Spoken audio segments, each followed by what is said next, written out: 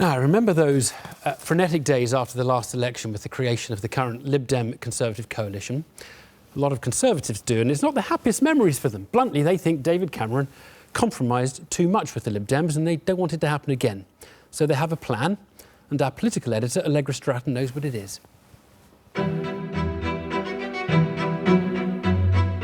5 days in May. 5 days that forged a coalition that's lasted for 5 years.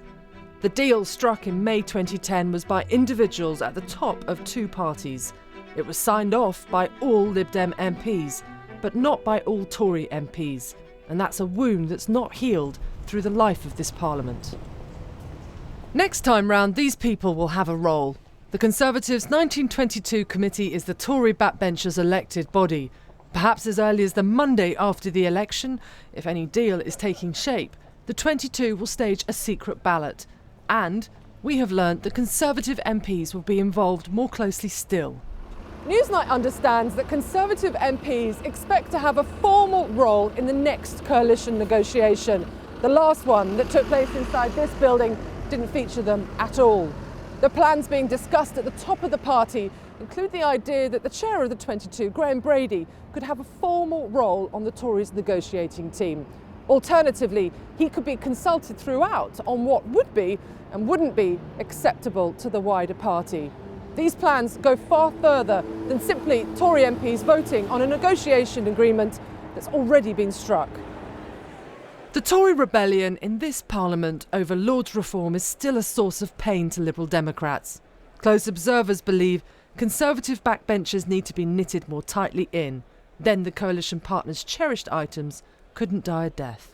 If you're going into a coalition, the first and crucial thing is you have to say, OK, it's all very well getting a group of people who are the leadership of the party in a room, and they can agree, but are there troops in favour? So first and foremost lesson, make sure everybody has their hands dipped in the blood on both sides of the coalition, or all three sides of the coalition, because you're going to need all of those votes and all of that discipline to get you through the period ahead.